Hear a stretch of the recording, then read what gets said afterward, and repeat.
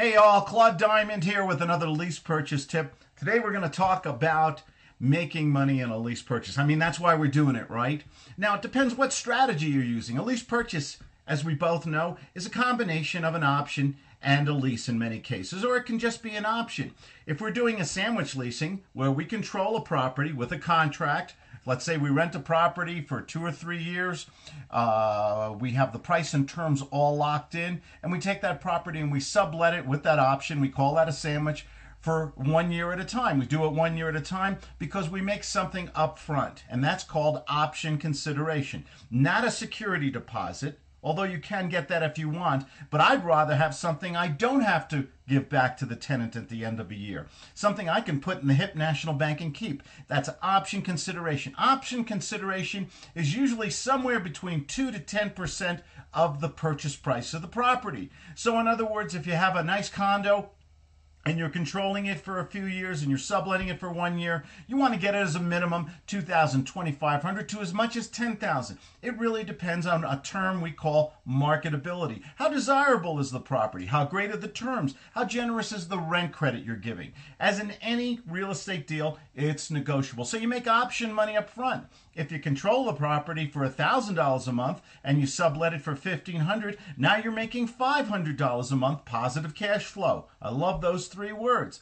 So option money, positive cash flow. Of course, at the end of the deal, if the tenant buyer wishes to exercise the option and you have some money left in the spread, that's the difference between what you control it for and what you're selling it for, that can also go into your pocket. Less usually the option consideration and the rent credit.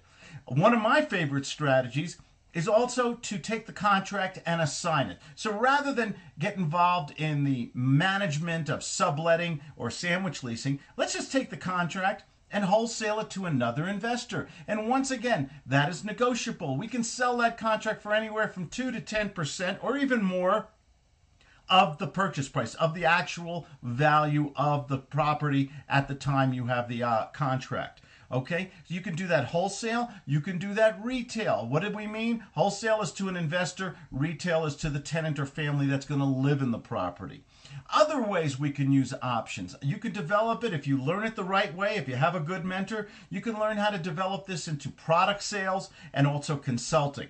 And these are different areas. I consult every day on different properties all over the US, Canada, Mexico, Europe, Australia. I have people from all over the world contact me because they need help with deals. I charge for my time, same as any professional. Why don't you do the same thing? This is the most beautiful niche template business I have ever found. I love real estate. I love a niche that's not adversarial, that helps people, and it allows me to make money every day. Why aren't you doing the same thing? My name is Claude Diamond. I answer my own phone. It's not a big deal, 970-726-7979, or go to my webpage, claudediamond.com. We have free newsletters, free book excerpts. We have free CDs that we send people who register on the webpage. You have a great day. You deserve it. Have a safe week. Bye-bye.